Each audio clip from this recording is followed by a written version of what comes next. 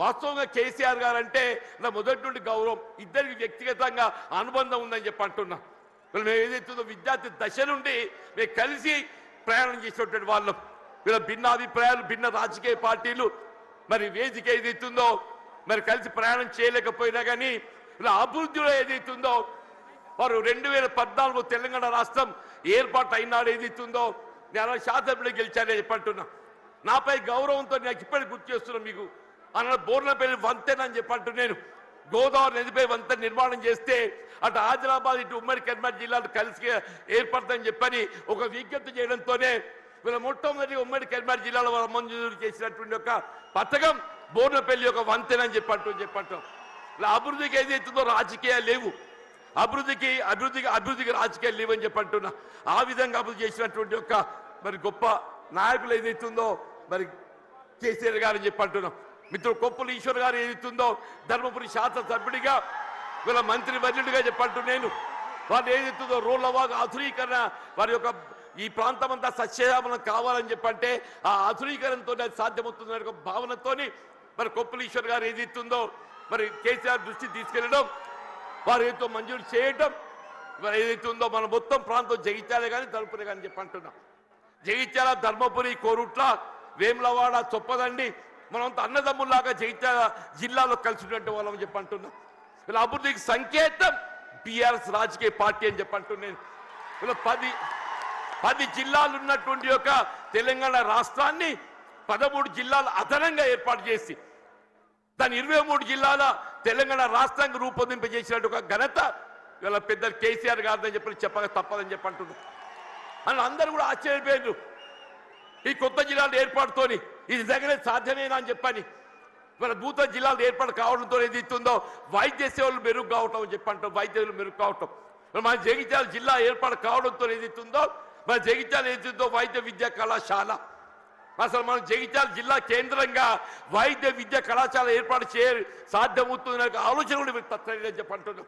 కేవలం కేసీఆర్ గారి యొక్క ఆలోచన, వారి యొక్క దూరదృష్టి, వీళ్ళ నూతన జిల్లాలు ఏర్పాటుతో ఏదైతే వైద్య విద్య సదుపాయాలు మెరుగుపరచొచ్చని చెప్పిన భావంతో వీళ్ళ నూతన జిల్లాలు ఏర్పాటు చేయడము, జగిత్యాల జిల్లా కేంద్రంగా వైద్య విద్యా కళాశాల రూపొందడం, వీళ్ళ వైద్య సేవలు విస్తృంపజేయబడడం చెప్పంటున్నా.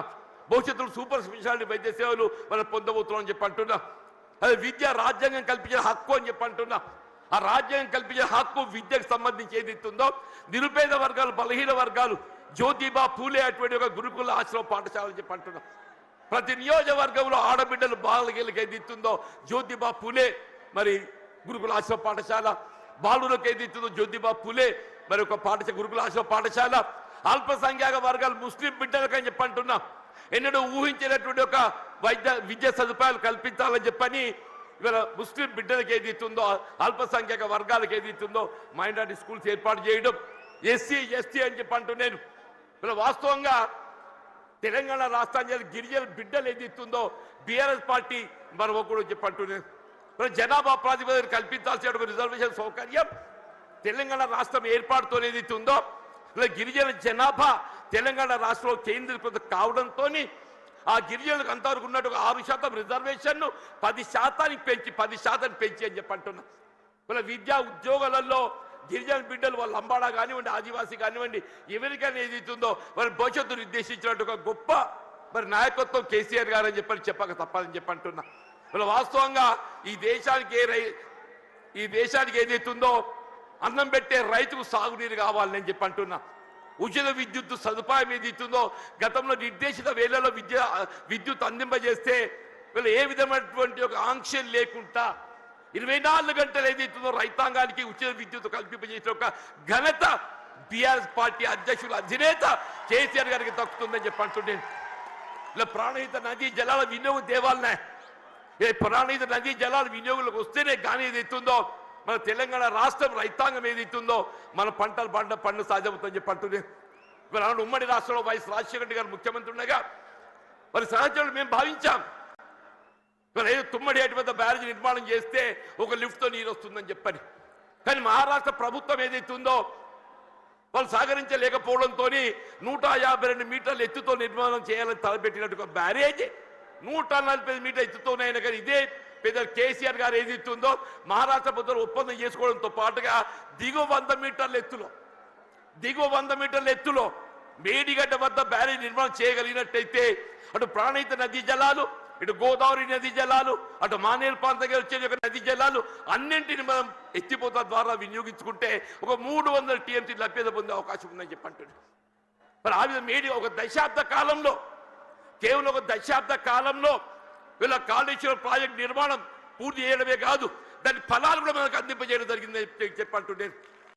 ఇవాళ ఏమైందా, మన కేసీఆర్ గారు జగిత్యాలకు వస్తున్నారని చెప్పంటే నిన్నటి దాకా నిద్రపోయిన ముఖ్యమంత్రి రేవంత్ రెడ్డి గారు ఇవాళ బయలుదేరిండి అని చెప్పంటున్నారు. మేడిగడ్డ బ్యారేజ్ ఒక 2 పిల్లలు గుంగినే, SLBC Srisailam left bank canal అని చెప్పంటున్నాడు. నిర్మాణ దశలో కృంగిపోయి 8 మంది కార్మికులు చనిపోతే కనీసం శవాలు వెలికి చేయలేకపోయింది అని చెప్తున్నా, శవాలు వెలికి చేయలేకపోయింది అని చెప్పంటున్నా.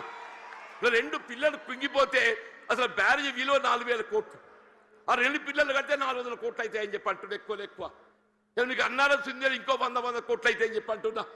ఇలా 2 సంవత్సరాల కాలం ఏదైతుందో ఏదో ప్రకృతి సహకరించిన అదృష్టం, మన కరువు సమస్య ఉత్పన్నం కాలేదు. రేపేదైతో ఎల్లినో ప్రభావం నిజంగానే కరువు వచ్చినట్టయితే మన భవిష్యత్తు ఏం కావాలి, కరువు వస్తే మన భవిష్యత్తు ఏం కావాలని చెప్పంటున్నా. అదే పెద్దలు కేసీఆర్ గారు ఏదైతే జగిత్యాల పట్టణానికి వస్తున్న సందర్భంగా రేవంత్ రెడ్డి ఏదైతుందో నిద్ర లేచినట్టు నటిస్తుందని చెప్పి అంటున్నా.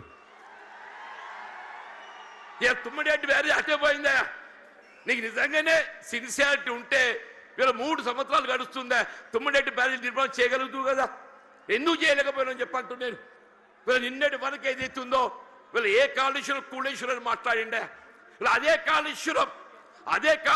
అదే మేడిగడ్డ ఏదైతుందో మన భవిష్యత్తు ఏదైతుందో మనకేది అండగా ప్రాజెక్టే మేడిగడ్డ కాబోతుందని చెప్పంటు. నేను ఇలా మన భవిష్యత్తు రైతాంగమే కానీ, ఇలా త్రాగునీటి సదుపాయమే కానీ, పారిశ్రామిక అవసరాలే కానీ, హైదరాబాద్ త్రాగుండే అవసరాలే కానీ అన్నింటికి ఏదైతుందో అదే మేడిగడ్డ మనకు జీవనాధారం కాబోతుందని చెప్పి అంటున్నాయి.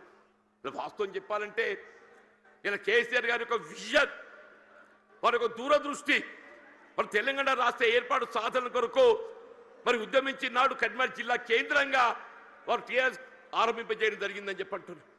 అందరూ ఆశ్చర్యపోయిండు, ఇదేంటి అందరూ మర్చిపోయిన తెలంగాణ నినాదం ఈయన లేవనెత్తుతుందని చెప్పారు. ఒంటరి పోరాటం ఆయన ఒక్కడు బయలుదేరితే యావత్ తెలంగాణ సమాజం ఆయన వెంట నడిచిందని చెప్పి అంటున్నారు. యావత్ తెలంగాణ సమాజం ఆయన వెంట నడిచి తెలంగాణ సాధ్యమైందని చెప్పి అంటున్నాం.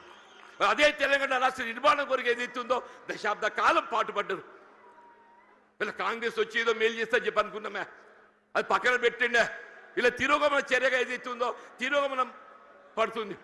మళ్ళీ తెలంగాణ రాష్ట్ర పునర్నిర్మాణం కావాలని చెప్పంటే కేసీఆర్ గారి యొక్క నాయకత్వం మాత్రమే తెలంగాణ రాష్ట్రాన్ని పునర్నిర్మాణం చేయగలుగుతా చెప్పంటున్నాను.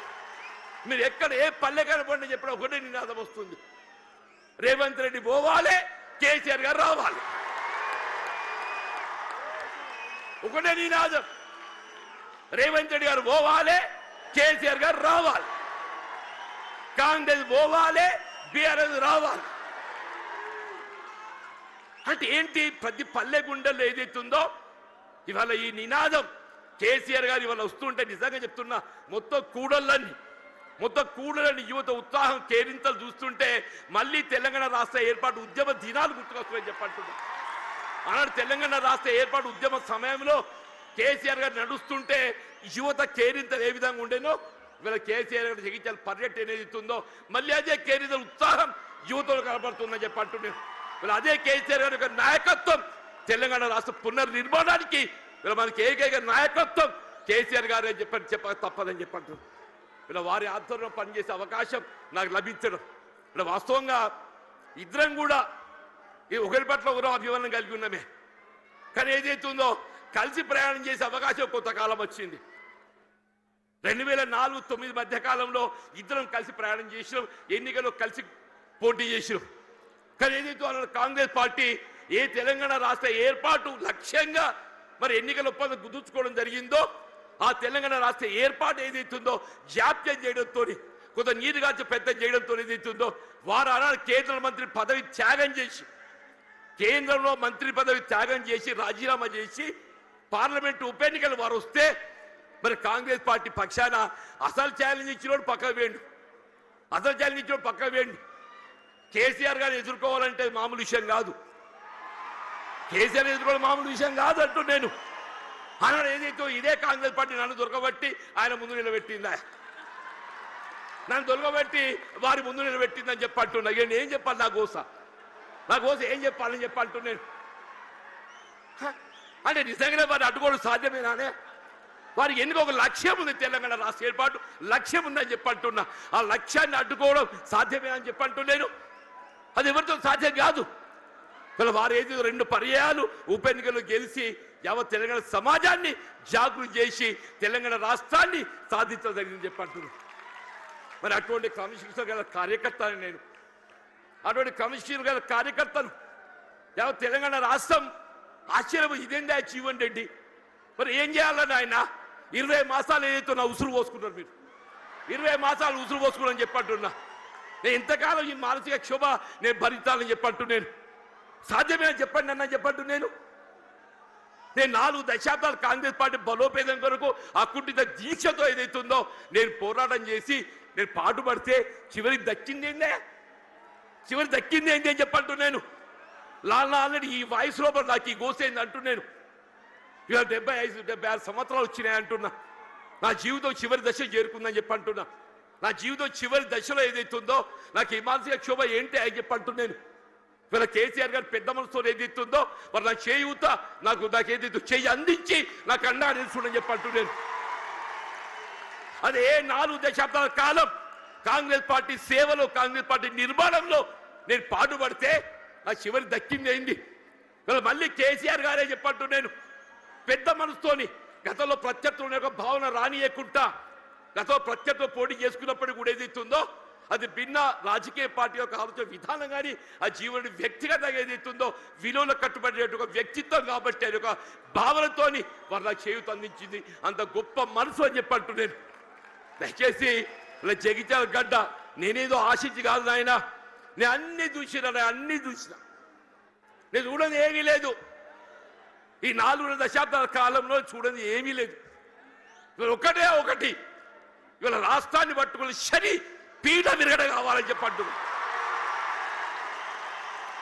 ఒకే ఒక్కటి ఈ రాష్ట్రాన్ని పట్టుకుని శని పీఠ విరగడ కావాలని చెప్పంటున్నా. ఆ శని పీఠ విరగడ కావడానికి కొరకు ఏదైతుందో కేవలం కేసీఆర్ గారి యొక్క నాయకత్వంతో మాత్రమే సాధ్యమవుతుంది. ఒక భావనతో ఏదైతుందో ఇవాళ నేను కేసీఆర్ గారి యొక్క నాయకత్వంలో బీఆర్ఎస్ పార్టీ చేరదొరుకుతుందని చెప్పంటు. దయచేసి ఇంతకాలం నాకు అడ్డా నిలిచిందా మీరు? నిజంగా మీ అందరికీ నా శేష జీవితం మీ అందరికీ నీ సేవ చేసి రుణం తీసుకోలేని చెప్పంటున్నాను. వీళ్ళ కేసీఆర్ గారి యొక్క నాయకత్వంలో వీళ్ళ ఉమ్మడి కరీంనగర్ జిల్లానే కాదు యావత్ తెలంగాణ రాష్ట్రంలో గులాబీ జెండా ఎగరవేయటమే మనందరి ఒక లక్ష్యంగా మనం ముందు పోవాలని చెప్పంటున్నా. రాబోయే కాలం 119 స్థానాలు ఉంటాయి, ఎన్ని ఉంటాయో తెలియదు కానీ ఎన్ని స్థానాలు ఉన్నా అని ఉమ్మడి రాష్ట్రంలో కాంగ్రెస్ పరిస్థితి ఏ విధంగా మారిందో రేపు రాబోయే శాతం ఎన్నికల్లో మీకు 94 ఉప ఎన్నికల్లో కాంగ్రెస్ పార్టీ పరిస్థితి కంటే ఇంకా దీనంగా తయారైపోతుందని చెప్పకుండా మనం చూస్తామని చెప్పంటాం. అలా ఇట్ వాజ్ నాట్ బట్ 10% అలా ఇట్ వాజ్ నాట్ బట్ 10% అని చెప్పంటున్నా. ఇవాళ పరిస్థితి కూడా ఏదైతుందో రాబోయే కాలంలో ఇవాళ ప్రజాభిప్రాయం ఎవరైనా ప్రజాభిప్రాయానికి అనుగుణంగా పనిచేయాలి. రేపు ప్రజాభిప్రాయానికి అనుగుణంగా ఏదైతుందో కేసీఆర్ గారి యొక్క నాయకత్వం పనిచేయాలి. వాళ్ళు ఎప్పటికైనా ఒకటి కోరుకుంటుంది, అరే ఇంత మంచోని నేను విడిచిపెట్టుండే ఏందే, అరే నిజంగా ఆలోచిస్తే కూడా ఆశ్చర్యం కలుగుతుందా? ఆయన నాకే పగోడు కాదు, మేము గతంలో కలిసి ప్రయాణం చేసినాం. వారి జీవితం విద్యార్థి దశలో ఏదైతుందో ఇదే జగిత్యాల అంగడి బజార్లో గడిపినని చెప్పి అంటున్నా. జగిత్యాలకు కేసీఆర్ గారికి ఉన్న ఒక అనుబంధం ఏదైతుందో ఇప్పటి తరానికి తెలియకపోవచ్చు, కానీ కేసీఆర్ గారి ఒక బాల్య జీవితం ఏదైతుందో జగిత్యాలతో ముడివేసుకుందని చెప్పి అంటున్నాను. అటువంటి కేసీఆర్ గారు ఏదైతుందో ఆనాడు తాడిత పీడిత వర్గాలు ఏదైతుందో వీళ్ళు వారి యొక్క హక్కుల సాధన కొరకు జగిత్యాల చైత్ర యాత్ర ఏదైతే ఇదే గడ్డ మీదకి వెళ్ళి ఇదే సమావేశ స్థలికి వెళ్ళి ఆరంభింపజేసిందని చెప్పి అంటున్నారు. కేసీఆర్ గారు కూడా చెప్పిండ్రు, వారే అన్నారు అది మనం 70లో ఒకసారి ఏదైతుందో ఆనాడు జగిత్యాల చైత్ర యాత్ర చేసిన చూడండి, అదే జాగ్రత్త పెట్టాలన్నయ్య మన స్ఫూర్తి మనం వినిపించాలని చెప్పిండ్రు. వారి ఆలోచనకు అనుగుణంగా ఏదైతుందో కేసీఆర్ గారి ఒక చైత్ర యాత్ర ఇదే జగిత్యాల గడ్డ నుండి ఇదే కేంద్రానికి వెళ్ళి వారు పిలిపిస్తున్నారని చెప్పి అంటున్నారు. ఇలా రాష్ట్రంలో గులాబీ జెండా ఎగరవేయడం, కేసీఆర్ గారిని తిరిగి ముఖ్యమంత్రిగా ఏదైతుందో నెలకు వారు ఏర్పాటు చేసుకొని ఈ రాష్ట్ర పూర్తిగా తోడ్పడడం మన ఏకైక లక్ష్యంగా పనిచేయాలి. మరి ఆ విధంగా పనిచేసే అవకాశం కల్పించినందుకు మరి హృదయపూర్వక ధన్యవాదాలు చెప్తామని చెప్పండి. వాస్తవంగా ఏదైతుందో కేటీఆర్ గారు, హరీష్ రావు గారు వాళ్ళు రావాల్సిందే. వారికి వేరే బాధ్యతలు అప్పగించడంతో మరి కేటీఆర్ గారు, హరీష్ రావు గారు రాలేకపోయిండు.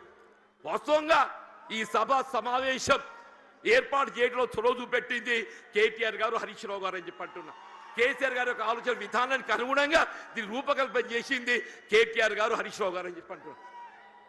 ఏదైనా కానీ నేను ఎక్కువగా అంటే ఎందుకంటే మీ అందరికీ కేసీఆర్ గారిని వినాలని ఉందా? అందరూ అనుకుంటూ వీడేంద్ర నడవ ఎంతసేపు నిలబడతారని చెప్పని. ఇప్పుడు జీవన్ రెడ్డిని ఎప్పుడు చూసినాడు? ఇటు కొత్త కాదు కదనే. నేలపేలు ఇంటికి నల్లగున్నప్పటికీ చూసిదా మొత్తం ఎంటికలు అన్ని నెరిసినయ్యాలి, ఒక్క నల్లెటిగా దొరకదట్టేదని అంటున్నాడు. అటువంటి జీవన్ రెడ్డి గురించి ఏదైతుందో వీళ్ళు ఇక్కడ తెలియని పౌరులు లేడు. జగిత్యాల గడ్డతో నాకున్న అనుబంధం అలాంటిది, ఆత్మీయత అలాంటిది అని చెప్పి అంటున్నా. నా భావి జీవితం, శేష జీవితం ఏదైతుందో కేసీఆర్ యొక్క నాయకత్వం లోపల తిరిగి ఏదైతుందో బీఆర్ఎస్ పార్టీ ప్రభుత్వం అధికారం రావటం ఏకైక లక్ష్యంగా ఏదైతుందో మన అంతా నడుము బిగించాలని చెప్పి కోరుతూ నేను సెలవు తీసుకుంటున్నా. జై హింద్, జై తెలంగాణ, జై తెలంగాణ, జై తెలంగాణ. కేసీఆర్ గారి యొక్క నాయకత్వం, కేసీఆర్ గారి యొక్క నాయకత్వం, కేసీఆర్ గారి యొక్క నాయకత్వం. Thank you.